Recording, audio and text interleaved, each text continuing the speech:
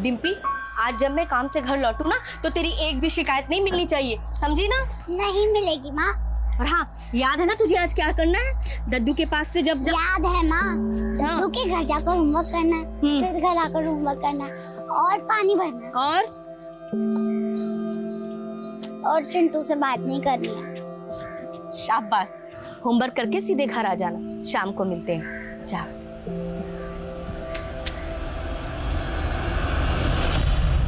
बच्चों, तब दिल्ली पर तुगलक का राज्य था और तुगलक बहुत ही सिरफिरा बादशाह था।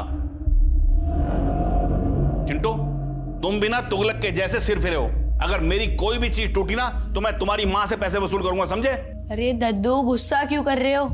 अगर आपका बीपी बढ़ गया ना तो आप भी तुगलक के पास ही पहुंच जाओगे। चल चिंटू, उठ, बस्ता उठा, निकल यहाँ से, चल। शांत दद्दू, शांत। गलती हो गई, माफ कर दो। दद्दू, एक बात बताइए, आपने आजादी की जंग में तो हिस्सा लिया ही था। हाँ, लिया था और मैं तो जेल भी गया था।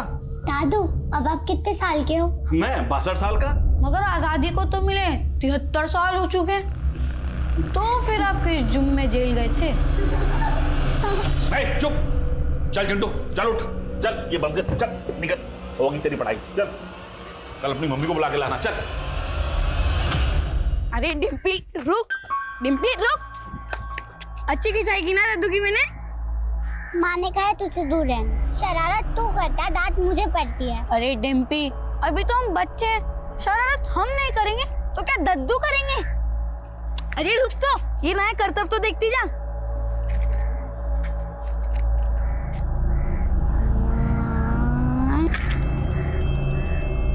शर्त लगा सकता हूँ, ऐसा तू नहीं कर सकती। करके दिखा दिया तो लिख कर। ये देख। मजा आया ना? हाँ। चल कुछ और जलाते हैं। चल चल इसको जलाते, मगर संभल के। हाँ हाँ। जलाना। आग लग गई। डिम्पी भाग। अरे चिंटू, डिम्पी, क्या कर दिया तुम लोगों ने? अरे पानी लगाओ, मेरे घर को आग लगाने आते हैं लोग। अरे पानी लगाओ, मैं छोड़ूंगा तुम दोनों को मैं।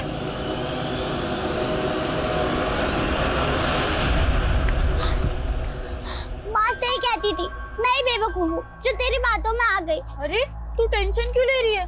एक दो दिन में सबका गुस्सा शांत हो जाएगा। बस हमें तब तक घर से दूर रहना होगा। घर से दूर गए तो हम कहाँ रहेंगे? ये पूरी बात तो सुन, मेरे पास एक सॉलिड प्लान है। सीतापुर चलते हैं।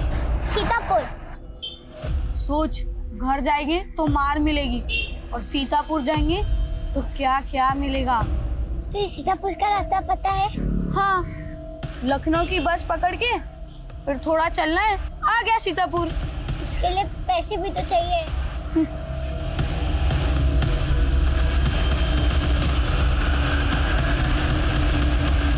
सुजाता, क्या हुआ मकरंद जी? तेरी बेटी डिम्पी और नालायक चिंटू की वजह से आज मेरा घर जल जाने वाला था।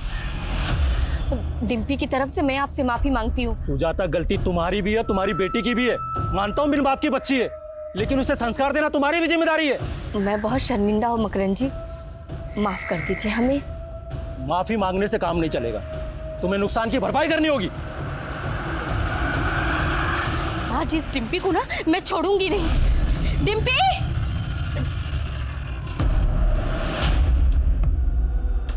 ये डिम्पी कहाँ चली गई? डिम्पी! डिम्पी! डिम्पी! गीता बेटा, तुमने डिम्पी को देखा क्या? नहीं, मैंने नहीं देखा। सुशीला, डिम्पी को देखा क्या कहीं? नहीं तो। सुजाता, बकवास बंद कर। चिंटू को भगाएगा डिम्पी को? बल्कि हम तो खुद परेशान है, हमारा बेटा पता नहीं कहाँ चला गया। तुझे अपनी बेटी की पड़ी है और मेरी बेटी का क्या? हाँ? हमेशा तेरा बेटा ही ना उकसाता है मेरी बेटी को शरारत करने के लिए। आज उसी की वजह से मकरंद जी के घर पे आग लग गई। गलती तेरी बेटी की भी है, सारा दोष मेरे बेटे पर मत डाल। चुप कर, सारा मोहल्ला जानता है कि तेरा बेटा कितना नालायक है। जबान संभाल के बात कीजिए। तुम चुप रहो। सच सच बता कि मेरी बेटी कहाँ है, वरना आज तुझे छोड़ूंगी नहीं। कहाँ भगा के लेके गया मेरी बेटी को? मुझे मारेंगे। बताओ मेरे बेटे को कहाँ लेके गया। आज छोड़ूंगी क्या कर रही नहीं। है आप? सफा जी, क्या कर रही है आप? छोड़ मुझे।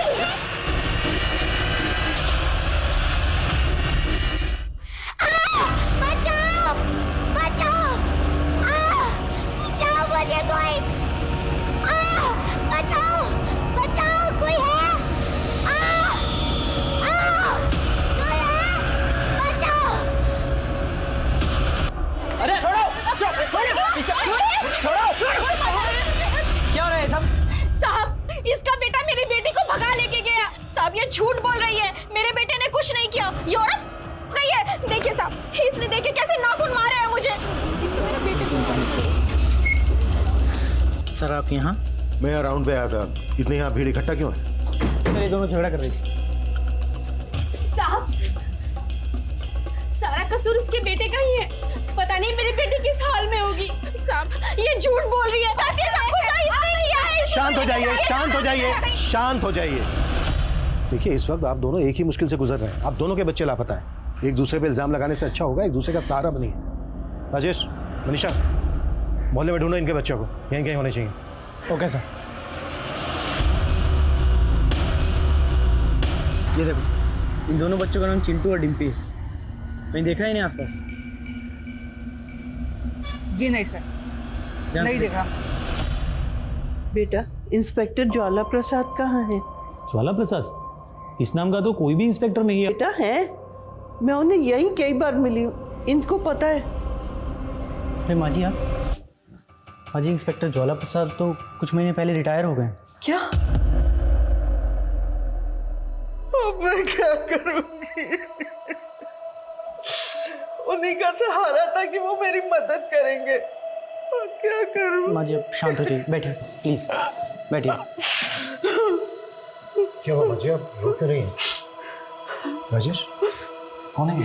सर, ये राधिका प्रसाद जी। 7 साल पहले इनका पोता लक्ष्मण कहीं खो गया था, आज तक नहीं मिला। मेरे बुढ़ापे का वही सहारा था।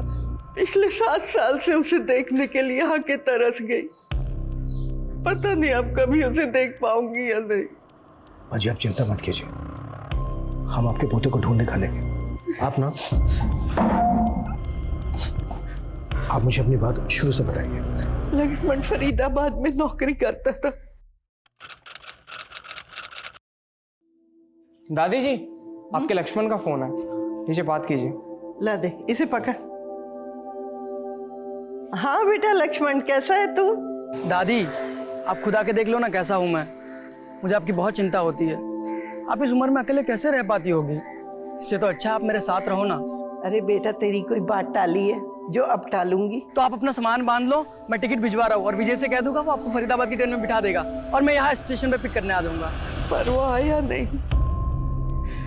मैं 2 घंटे तक स्टेशन पे उसकी राह देखती रही। उसने अपने घर का पता भी दिया था मुझे, पर वहां ताला लगा था। आस पड़ोस वालों को भी नहीं पता कि लक्ष्मण कहाँ गया। इस सबको 7 साल गुजर चुके हैं। हाँ बेटा, अगर मेरा पोता लक्ष्मण जिंदा है तो एक बार उसकी शक्ल दिखा दो, और अगर मर गया तो उसकी। मैं मानता हूँ 7 साल एक लंबा अरसा होता है, ये काम इतना आसान नहीं है, लेकिन हमें करना है। लक्ष्मण प्रसाद मिसिंग केस की फाइल निकालो। Okay sir.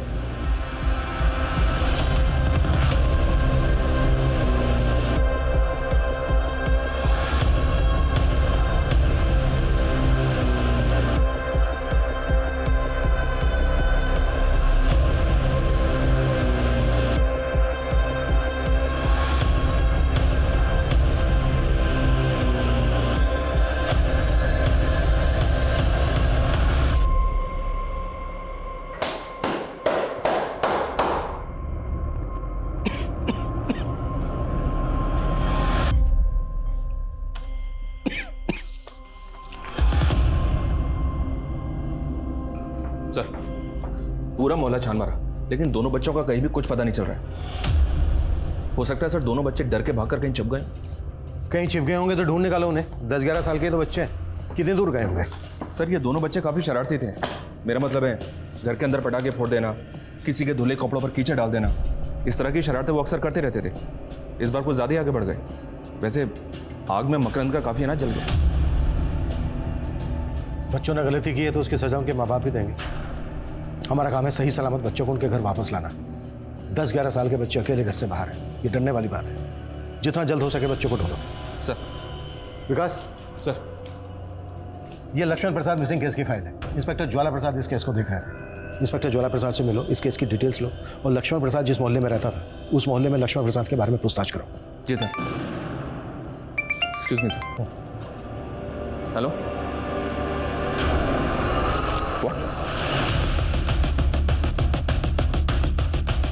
साइड आओ, साइड करो। जैन सर, आइए सर, इस सर, साइड लो। ये देखिए सर। अगर डिम्पी यहाँ पर है तो चिंटू भी यहाँ आसपास ही कहीं होना चाहिए। सर, बच्ची के फटे हुए कपड़े देखकर तो ऐसा लग रहा है कि जैसे किसी ने उसके साथ जबरदस्ती की हो सकता है बच्ची का रेप भी किया। ये जगह डिम्पी के घर से 3-4 किलोमीटर दूर है। इस सुनसान जगह पे डिम्पी अकेली अपनी मर्जी से तो आएगी नहीं। जाहिर सी बात है कुछ जबरदस्ती उसको लेकर आया होगा। Right sir. और अभी तक चिंटू का भी कुछ पता नहीं चला।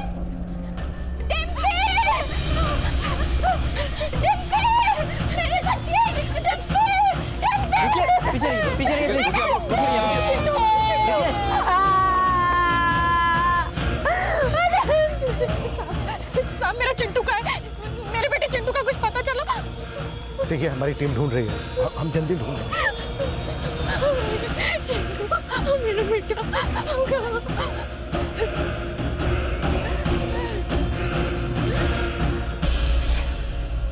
बढ़ गई ना कलेजे को ठंडक।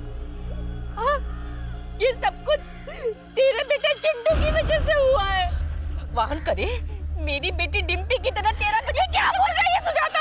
मुझे दुख है जो तेरी बेटी के साथ हुआ, लेकिन मेरे बेटे को बद्दुआ मत दे। मत दे मेरे बेटे को बद्दुआ।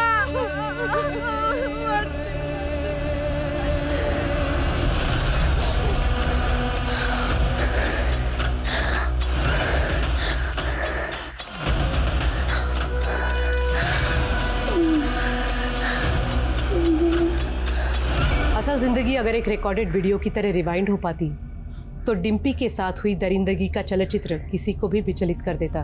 लेकिन अपनी बेटी की लाश देखकर जो डिम्पी के माँ पे गुजर रही थी, उसी खौफ से चिंटू के घर वाले भी सहमे नजर आ रहे थे। ये सवाल उनका ही नहीं पुलिस का भी था कि आखिर चिंटू कहाँ था, किस हाल में था। लेकिन इस सवाल से पुलिस अनजान थी कि चिंटू डिम्पी को सीतापुर ले जाने की बात कर रहा था। आखिर सीतापुर में ऐसा क्या था जहाँ जाने के बारे में उन दोनों दोस्तों ने अपने घर वालों को भी नहीं बताया था? क्या उनके साथ हुए गुनाह की कहानी सीतापुर के सफर से जुड़ी थी या ये किसी और ही गुनाह का सफरनामा था? अंकल, डिम्पी और चिंटू को तो कल मैंने पढ़ाई के बाद इस ओर जाते देखा था। बस एक नजर देखे थे साहब दोनों को। दोनों भागते हुए बल्लभगढ़ रोड की तरफ जा रहे थे।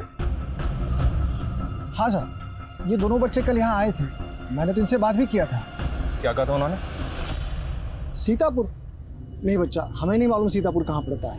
लखनऊ के पास ही है सीतापुर। तुम्हें मालूम है तो एक काम करो, यहाँ से बस पकड़ के लखनऊ चले जाओ, वहां से सीतापुर चले जाना। बस कहाँ से मिलेगी लखनऊ की? तुम लोग कहीं घर से भाग के तो नहीं आए हो? नहीं चाचा, हम घर से नहीं भाग के आए। हम तो बस जानकारी के लिए पूछ रहे थे। चल डिम्पी।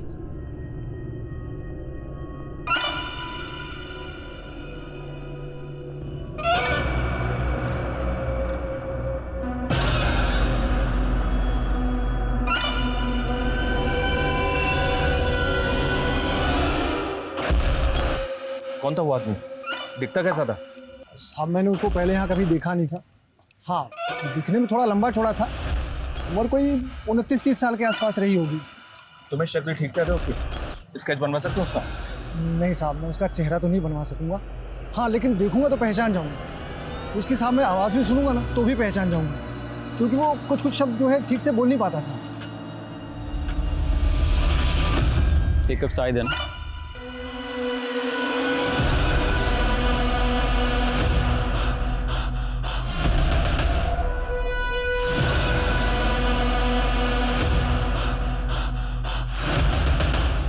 सीतापुर? नहीं साहब, सीतापुर में तो हमारा कोई रिश्तेदार नहीं रहता। सीतापुर क्यों जाएगी मेरी डिम्पी? जरूर वो चिंटू ही ना उसे बहला फुसला कर ले गया होगा। सुजाता जी, आपकी किसी के साथ कोई दुश्मनी? एक विधवा हूँ, पापड़ के कारखाने में काम करके अपनी बेटी को पाल पोस रही थी। किसी से क्या दुश्मनी? सर, डिम्पी की पोस्टमार्टम रिपोर्ट आ गई सर। पहले उसका रेप हुआ, उसके बाद गला घोटकर उसे मारा गया। डिम्पी की बॉडी में कुछ ऐसा मिला जिससे डीएनए कलेक्ट किया जा सके? अभी तक तो कुछ नहीं, पर डिटेल पोस्टमार्टम रिपोर्ट से शायद कोई क्लू मिल जाए। डिम्पी के हाथ में 50 का नोट मिला था। हो सकता है डिम्पी को यह नोट उसी आदमी ने दिया हो जिसने डिम्पी को मारा है। जी सर, नेबर से बात की, लेकिन कोई कुछ बताने के लिए तैयार नहीं है। हालांकि इस बात को सभी जानते हैं कि डिम्पी और चिंटू की शैतानियों ने कई लोगों के नाक में दम कर रखा था, और कई लोग तो काफी नाराज भी थे इन दोनों की शैतानियों से। नाराजगी और नफरत में बहुत बड़ा फर्क होता है। क्या किसी को इन दोनों बच्चों से इतनी नफरत थी कि इन दोनों बच्चों को मार दे? विकास, अपने खबरियों को एक्टिव करो, उनसे कहो कि मोहल्ले के लोगों से बात करें, बात उगलवाएं। जी सर, ऑलरेडी बोल दिया मैंने। लेकिन सर, एक बात मेरी समझ में नहीं आ रही है, ये डिम्पी और चिंटू सीतापुर क्यों जाना चाहते थे? क्योंकि ना तो इनका वहाँ कोई दोस्त है और ना ही कोई रिलेटिव। फिर डिम्पी और चिंटू का सीतापुर से क्या कनेक्शन हो सकता है? हो सकता है चिंटू इस वक्त सीतापुर में ही हो। मैं कुछ सुनना नहीं चाहती। अब ये बताइए कि मेरा पोता लक्ष्मण कब मिलेगा? माँ जी, आप क्यों आ जाते हैं बार बार यहाँ? आपका पोता जब हमें मिलेगा तो हम आपको बता देंगे। 7 साल से यही सुन रही हूँ, मिलेगा तो बता देंगे, मिलेगा तो बता देंगे। कब मिलेगा मेरा पोता?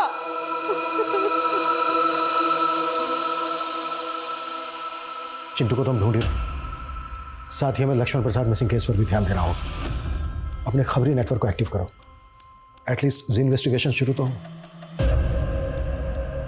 मेरा पोता मासूम सा बच्चा था, वो पता नहीं कहाँ होगा, किस हाल में होगा। ये रे मेरी 3 रानियां, इससे भारी पत्ते है तो निकाल, वरना सारा माल मेरा। 3 बादशाह। लक्ष्मण तू फिर से हार गया। तुझे ना अभी खेलना नहीं आता है, तू कच्चा खिलाड़ी है।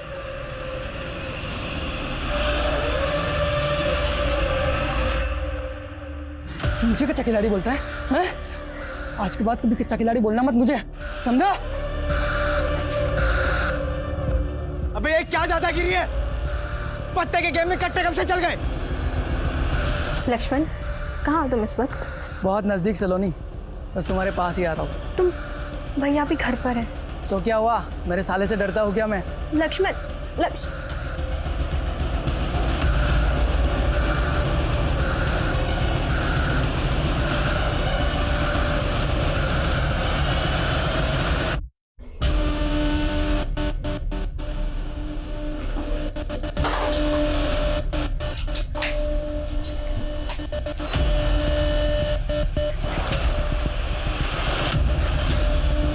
तू सलोनी का भाई है? नाम मत ले मेरी बहन का अपनी गंदी जुबान से, मुंह तोड़ दूंगा तेरा। सलोनी का भाई है ना, तो तमीज से पेश आ रहा हूँ, वरना क्या करेगा तू? हाँ, बंदूक निकालेगा? भैया निकाल, निकाल बंदूक निकाल।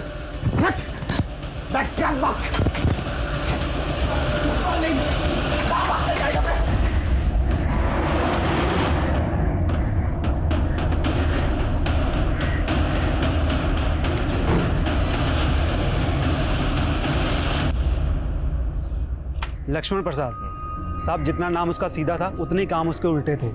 एक नंबर का चरसी और जुआरी था। आखिरी बार लक्ष्मण को कब देखा था? इतने साल गुजर गए, अब तो कुछ याद भी नहीं है। बस इतना याद है कि उसने कुछ ना कुछ बड़ा लफड़ा किया था, और तब पुलिस भी आई थी उसके बारे में पूछताछ करने के लिए। बस उसके बाद मामला ठंडा पड़ गया, और उसके बाद मैंने लक्ष्मण को दोबारा नहीं देखा। सर, उस चाय वाले ने जिस आदमी के बारे में बताया था वो एक सीसीटीवी फुटेज में कैप्चर हुआ। मैंने उस चाय वाले को ये फुटेज दिखाया है, उसने कंफर्म किया है कि ये वही आदमी है।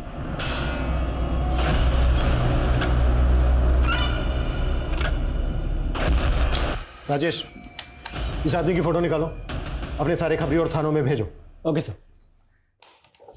सर, इस लक्ष्मण प्रसाद के बारे में इसकी दादी का जो ओपिनियन था वो हकीकत से बिल्कुल अलग है। इस लक्ष्मण प्रसाद का पुलिस रिकॉर्ड भी है, 3 बार अरेस्ट हो चुका है, कट्टे के दम पर लोगों को डराता था।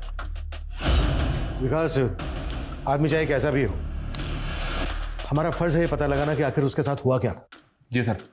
अच्छा सर, ये चिंटू के बारे में कुछ पता चला क्या? अभी तक तो नहीं, चिंटू और डिम्पी सीतापुर क्यों जा रहे थे ये उनके पेरेंट्स को भी नहीं पता है। शायद चिंटू के दोस्तों को पता हो सर, क्योंकि दोस्तों के आपस में कई राज होते हैं। एक काम करते हैं सर, चिंटू के दोस्तों को कॉन्फिडेंस में लेते हैं, उनसे बात करते हैं, शायद कुछ पता चले।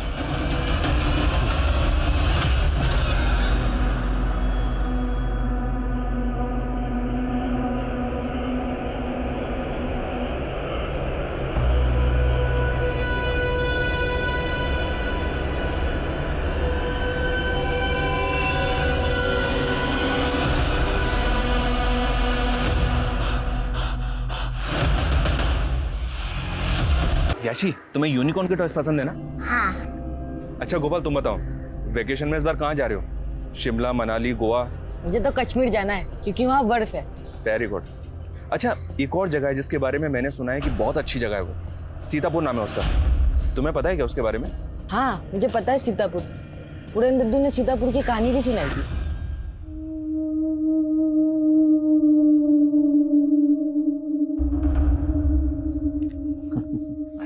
बेटा, ये कोई मामूली पत्थर नहीं है, इस पत्थर की भी अपनी एक कहानी है, सच्ची कहानी। सुनोगे? हाँ। चलो बैठो, मैं आपको कहानी सुनाता हूं। सब बच्चों सुनो। एक दो मुंह वाला राक्षस था। पाताल लोक में उसने बहुत तबाही मचाई। पाताल लोक में तबाही मचाने के बाद वो भूलोक में आया। भूलोक में उसने एक लाल परी को देखा। लाल परी अपने माँ बाप की इकलौती लाडली थी।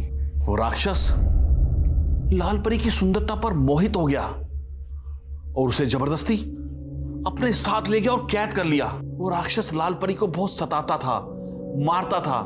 लाल परी सबसे मदद की गुहार करती थी, लेकिन लाल परी की मदद कौन करता?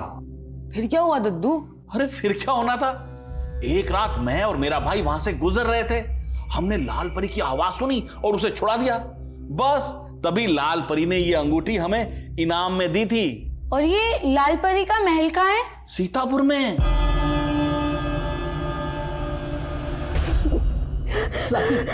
स्वाति बेटा, रो मत बेटा, सब ठीक हो जाएगा बेटा। स्वाति बेटा, तू चल मेरे साथ। मुझे पूरा यकीन है कि उस कमीने बादल की हरकत है। हम पुलिस के पास जाएंगे तो कितनी बदनामी होगी हमारी लड़की की, हम सबकी। अगर हम आज चुप रहेंगे ना तो कमीना बादल ऐसी हरकत किसी और लड़की के साथ भी करेगा। हम कुछ नहीं समझते, आप यहाँ आइए।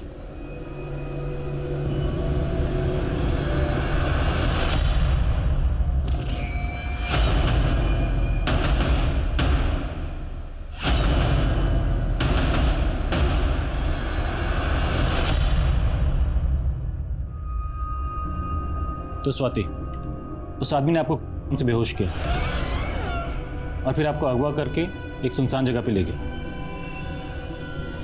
और फिर आपको ऐसे ही जाने दिया। उसने आपको किडनैप किया क्यों था? ना तो उसने कोई पैसे की डिमांड की, ना ही कोई ज़बरदस्ती किया। अच्छा ये बताइए, आप उस आदमी को पहचानती हैं? कोई बॉयफ्रेंड है तुम्हारा? सर ये क्या बोल रहे हैं आप? माफ़ कीजिए लेकिन पूछना पड़ता है। ये आज के 5G जनरेशन के बच्चे हैं, वक्त से पहले बड़े हो जाते हैं, इसलिए हमें ऐसे सवाल पूछने पड़ते हैं। देखो स्वाति, हम तुम्हारी मदद करना चाहते हैं, ठीक ठीक सोच के बताओ। उस आदमी ने तुम्हें जिस जगह पे रखा था, तुम्हें पता है वो जगह कहाँ है?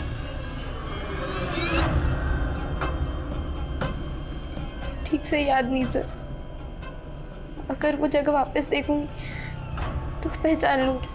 दिनेश, इनको साथ में लेके जाओ। जिस एरिया में इनका किडनैप हुआ था वो सारा एरिया चेक करो, कोई सुराग तो मिलना चाहिए। सर मैं भी जाऊंगी स्वाति के साथ। ठीक है।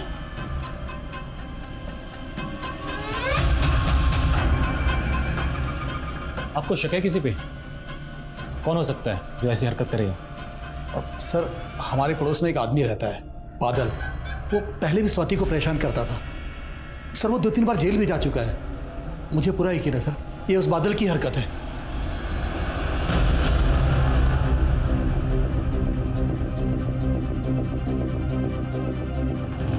सर इस पूरन दद्दू पे तगड़ा शक है मुझे।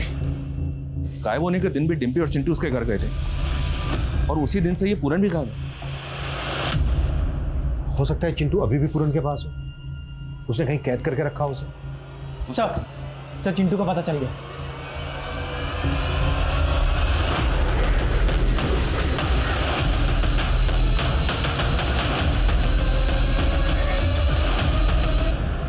बच्चे को अस्पताल लेके जाओ जल्दी, क्विक। तो विकास, कोई ना कोई एविडेंस जरूर मिलेगा। Okay sir.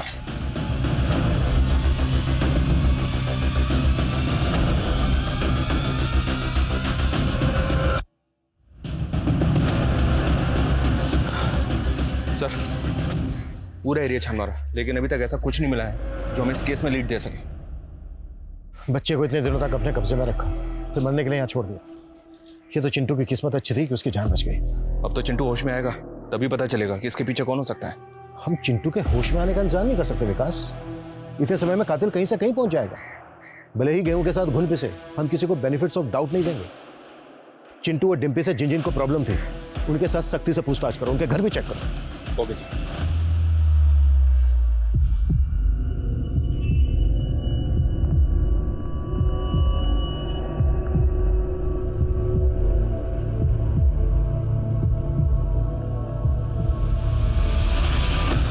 बचा लो माँ। चिंटू, पुनीता आंटी देखो, इसने मेरे डॉल के साथ क्या किया। चिंटू, क्या किया ये? जाने दे ना पुनीता, कोई बात नहीं। पर भाभी, इसने मेरी डॉल का नाम भी रखा है। क्या? मूंछ परी, मस्त नाम है ना। मूंछ परी। आसपास के सभी मोहल्ले के लगभग सारे मकान दिखा चुके हैं हम स्वाति को, मगर अब तक ये बता नहीं पा रही है आखिर इसे रखा कहाँ गया था। सर आप उस बादल को पकड़िए, ये उसी की हरकत है सर। बादल को उठाया हमने, देखते हैं पूछताछ में क्या कुछ उगलता है। वैसे हमें तो शक है आपकी बेटी स्वाति भी कुछ छुपा रही है हमसे।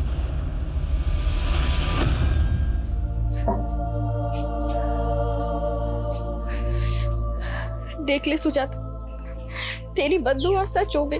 कुछ नहीं होगा चिंटू को पुनीता, वो ठीक हो जाएगा, ठीक हो जाएगा।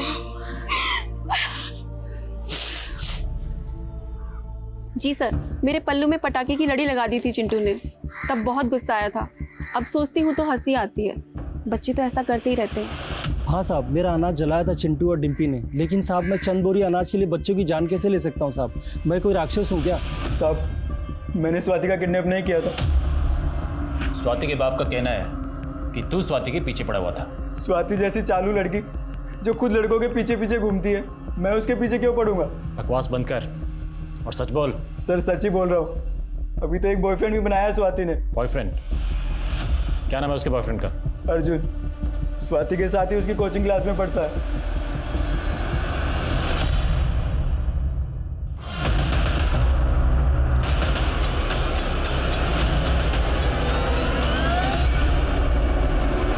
लीजिए, आपकी बेटी स्वाति के किडनैपिंग का केस सॉल्व हो गया। ये अर्जुन, आपकी संस्कारी बेटी स्वाति का बॉयफ्रेंड। जिस दिन ये सो कॉल्ड किडनैपिंग हुई थी, स्वाति अपनी मर्जी से इसके पास थी। अर्जुन तू बता, उस दिन ये आई थी तुमसे मिलने की नहीं? हाँ सर, ये मिलने तो आई थी उस दिन, लेकिन उसके बाद हमारी लड़ाई हो गई, चली गई थी वहाँ से। सर आप जैसे सोच रहे हैं सर नहीं। स्वाति, सफाई अपने माँ बाप को देना। आप लोगों की वजह से पुलिस का कितना टाइम बर्बाद हुआ है, एहसास है आपको? ये किया तूने स्वाति? हमारी इज्जत का जरा भी ख्याल नहीं आया तुझे? नहीं माँ, ऐसा कुछ नहीं। आप मुझ पे विश्वास कीजिए। पापा आप तो। सर चिंटू को सेक्सुअली असॉल्ट किया गया था और डिम्पी की तरह उसके पास से भी 50 रुपए का नोट मिला। हेलो चिंटू बेटा, आपको डिम्पी को कौन आदमी लेकर गया था अपने साथ? पता नहीं मेरे बच्चे को क्या हुआ है। मैंने इसे पूछने की कोशिश की पर उसने कुछ नहीं बताया, वो कुछ नहीं बोल रहा है। अच्छा बेटा ये बताओ, आप दोनों को आदमी कहाँ लेकर गया था? आपके हाथ में ना एक 50 रुपए का नोट था। बेटा किसने रखा था वो नोट आपके हाथ में?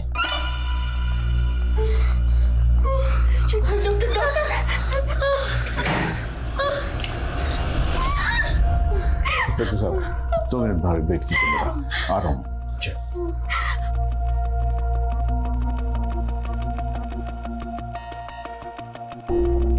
चिंटू को लगातार कई दिनों से सेक्सुअली मोलेस्ट किया गया है, जिसकी वजह से उसके प्राइवेट पार्ट्स में बहुत से जख्म हैं। शरीर के ये जख्म एक बार फिर भी भर जाएंगे, लेकिन उसके दिल और दिमाग पे जो चोट लगी है उसको भरने में काफी वक्त लगेगा। बेहतर होगा इस हादसे से जुड़ा कोई भी सवाल फिलहाल उससे आप ना पूछें। उससे इस केस में आपको फायदा हो ना हो, लेकिन उसके मेंटल हेल्थ को नुकसान जरूर हो सकता है और शायद वो नुकसान परमानेंट भी हो सकता है। ये जो भी कल्प्रिट है सर, आई एम श्योर इसने डिम्पी और चिंटू की तरह कई बच्चों को अपना शिकार बनाया होगा। पूरे चांसेस है। इस केस की डिटेल्स आसपास के सभी थानों में शेयर करो और सभी पेडोफिलियस प्रोफाइलिंग वाले हिस्ट्री शीटर्स की लिस्ट बनाओ। Okay sir. सर चिंटू और डिम्पी के मोहल्ले में रहने वाले दद्दू पूरन के बारे में एक इन्फॉर्मेशन मिली है सर। सर वो अपने आप को एक फ्रीडम फाइटर बताता है, लेकिन असल में वो एक हिस्ट्री शीटर है सर। 3 बार हवालात की हवा खा चुका है सर। हमारे एक खबरी उस्मान ने उसका एड्रेस भी पता लगा लिया। मैं जानता था सर, जब पुलिस डिम्पी और चिंटू की पूछताछ करेगी तो मेरा अतीत जरूर सामने आएगा, इसलिए साहब मैं डर कर भाग गया था। ज्यादा नाटक मत कर। चिंटू और डिम्पी के दिमाग में सीतापुर जाने की बात तूने ही डाली थी। अपनी पोती की उम्र की बच्ची के साथ तूने रेप किया, मार डाला उसे, तुझे जरा भी शर्म नहीं आई? मैं चाह कर भी ऐसा नहीं कर सकता, क्योंकि बुढ़ापे की वजह से मेरा शरीर खोखला हो चुका है। आप सर चाहो तो मेरा मेडिकल टेस्ट करा सकते हो साहब। साहब मैंने ऐसा कुछ नहीं किया साहब।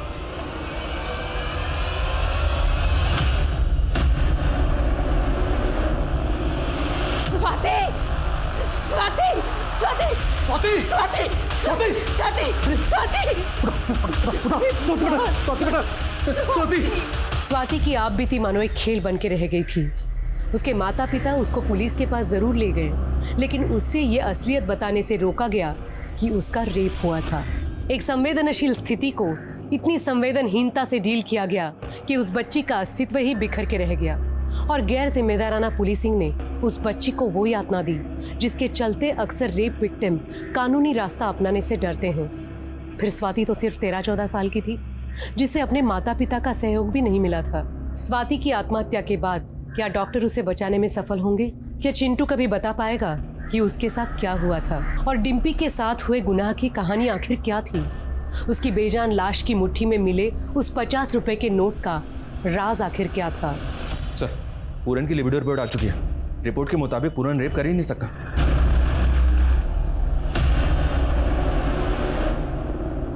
ये देखो, डिम्पी के हाथ में बाइट मार्क था, जिससे फॉरेंसिक टीम ने कल्प्रिट का डेंटल मैप रिट्रीव किया है। ये एविडेंस हमें कल्प्रिट तक पहुंचा सकता है। सर चाय वाले का फोन आया था। चिंटू और डिम्पी को जिस आदमी के साथ देखा गया था उसे उसी एरिया में दोबारा से देखा गया है।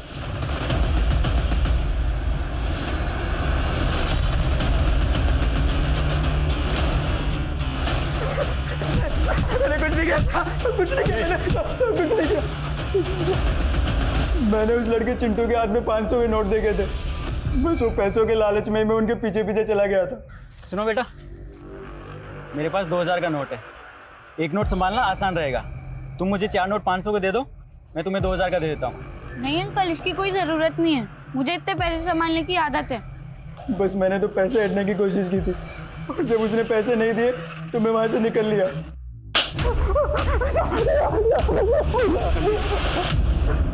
राजेश, कटास! मारो मुझे, मारो और मारो मुझे। मेरी तो सारी किस्मत ही खराब है।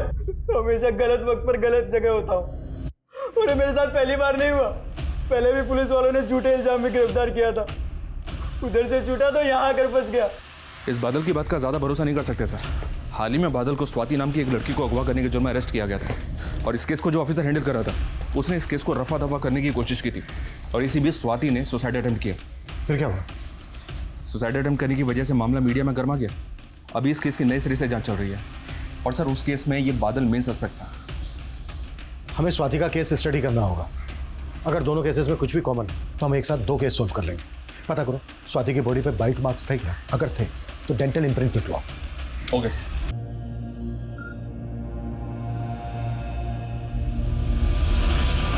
डिम्पी को छोड़ दो चिंटू, डिम्पी को छोड़ दो चिंटू, डिम्पी को छोड़ दो चिंटू बेटा, डिम्पी डिम्पी चिंटू बेटा, डिम्पी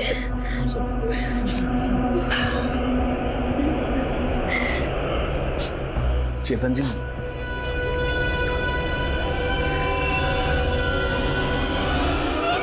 चेतन जी, ये मेरे सारे जीवन भर की कमाई अगर चिंटू के इलाज में काम आ जाए तो मुझे बहुत खुशी होगी। मैंने चिंटू को हमेशा शरारतें करते, शोर करते देखा है। ये शांत चिंटू मुझसे देखा नहीं जाता। प्लीज आप ले लीजिए।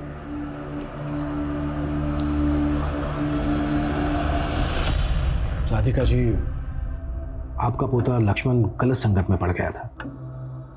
किसी झगड़े में वो किसी के पैसे नहीं लौटा पा रहा था। शायद उसी से बचने के लिए वो अंडरग्राउंड हो गया। मैंने आपसे झूठ बोला था कि लक्ष्मण साफ दिल का है। एक नंबर का मतलब ही है मेरा पोता। उसके पास उसके पुरखों की लाखों की जायदाद है और उसके पास तो इतना पैसा है कि वो आराम से कुछ ना करके भी घर बैठे जिंदगी बिता सकता है। फिर ऐसे चुपचाप जिंदगी क्यों बसर करेगा? राधिका जी, आप हमें लक्ष्मण के बारे में और कुछ बता सकती हैं जिससे उसके बारे में पता करने में हमें आसानी हो? उसकी पीठ पे एक चोट का निशान है जो बचपन में उसे लगी थी।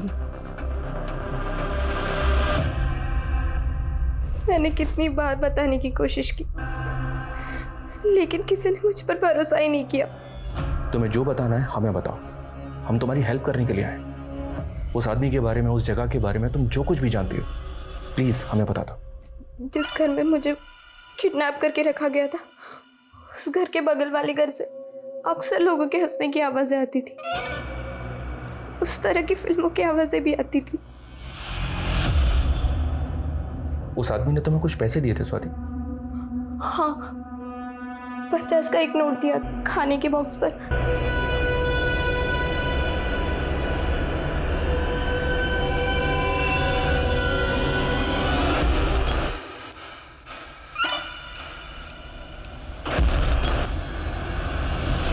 अरे साहब, हमारी टिफिन सर्विस से रोज 800 टिफिन डिलीवर होते हैं। अब हमें क्या पता उनमें से खूनी कौन है? वो हम पता लगाएंगे। तुम्हारे जितने भी कस्टमर्स हैं ना, सबकी डिटेल्स हमें दो तुरंत, वरना तुम अगला टिफिन लॉकअप में खाओगे। ठीक है साहब। सर, पूरी एरिया का पिछले 7 साल का क्राइम डेटा स्कैन किया। मोलेस्टेशन के 200 केस रिपोर्ट हुए हैं, जिनमें 30 मर्डर शामिल है और 50 से भी ज्यादा विक्टिम आज भी मिसिंग है। ये सारे तो रिपोर्टेड केसेस हैं। ऐसे और भी बहुत से केसेस होंगे जो रिपोर्ट ही नहीं हुए। लेकिन इस सबका तपन टिफिन सर्विस से क्या कनेक्शन हो सकता है? क्योंकि सर, इन सभी जगहों पर जहाँ मोलेस्टेशन हुआ है, वहाँ पर ये तपन टिफिन सर्विस ही डिलीवरी करता है। जहाँ जहाँ पर तपन टिफिन की डिलीवरी होती है, उन सारी एरियाज पर नजर रखो। जरूरत पड़े तो सारे कस्टमर्स का प्रोफाइल निकालो। आई थिंक हम सही ट्रैक पर जा रहे हैं। जितने भी डिलीवरी बॉय हैं उन सबकी डिटेल्स निकालो। इससे पहले कि अपराधी किसी और बच्चे को अपना शिकार बनाए, हमें उसे रोकना होगा। Okay sir.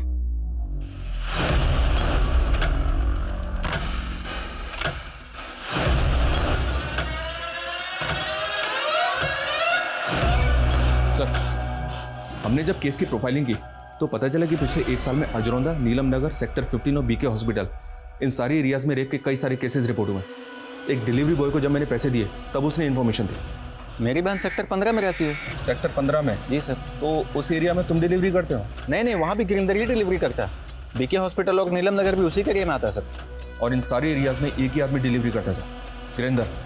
उसका पता मिल गया हमें? उठाते हैं साले को। मूव। ये झूठ है साहब। मैंने किसी का रेप नहीं किया, ना ही किसी को मारा है। आप ऐसे ही फंसा रहे हो मेरे को। फंस तो तू पहले ही चुका है। तेरे डेंटिस्ट से हमने तेरा डेंटल रिकॉर्ड भी निकाला। टिम्पी के हाथ पे जो बाइट मार्क था वो भी मैं कबूल नहीं भी करेगा ना, तो भी हम ये अच्छी तरह से साबित कर सकते हैं कि मासूम बच्चों को अपनी हवस का शिकार बनाने वाला वो दैत्य तू ही है। तेरे लिए बेहतर यही होगा कि कबूल कर ले, नहीं तो तेरे सारे दांत तोड़। बताता हूँ। उन बच्चों के साथ मैं ही करता था। पैसे देके उनका मुंह बंद कर देता था ताकि वो किसी के सामने। तूने उनको उठाया कैसे? अरे बच्चों, कहाँ बस अड्डे पे जाना है? किस लिए? लखनऊ की बस पकड़ के वहाँ से सीतापुर जाना है। प्लीज लेके चलो ना। देखो, मेरे पास ना बहुत सामान है, तो एक बैग में तुम्हारे पास छोड़ कर जाता हूँ और इसे ले जाता हूँ। तुम बैग का ध्यान रखो, मैं इसका ध्यान रख लूंगा। चलेगा अंकल। जरा संभल के। हाँ, आराम से। लक्ष्मण प्रसाद का ये लॉकेट कैसे आया तेरे पास? लक्ष्मण? अरे यही तो मेरा पहला शिकार था, पहले से जानता था मैं इसको। एक रात आया था मेरे घर पे सोने के लिए, वो उसकी गर्लफ्रेंड के भाई के साथ कुछ झगड़ा हो गया था।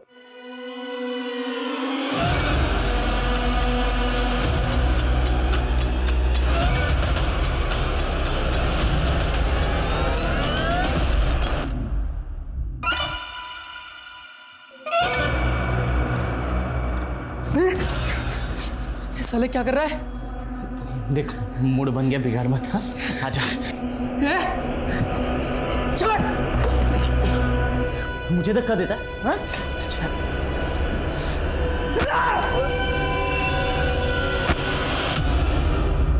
ये लक्ष्मण वाले कांड के बाद समझ में आया कि असली मतलब बड़े लड़कों के साथ में नहीं है। अब तक कितने बच्चों के साथ किया ये सब? कुछ याद नहीं, मतलब कभी गिना ही नहीं। फिर भी 100 बच्चों के साथ क्या होगा।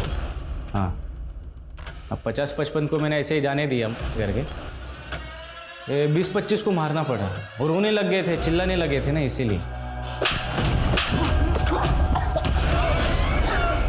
राजेश, इसकी चीख मुझे मेरे केबिन तक सुनाई देनी चाहिए।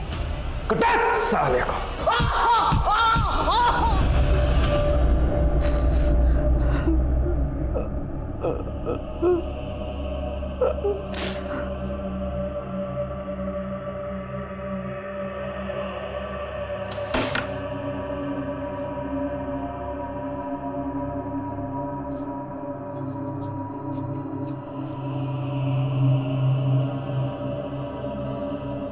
चिंटू बेटा देख, मैंने तेरे लिए तेरे फेवरेट रसगुल्ले बनाए, खा के बता कैसे।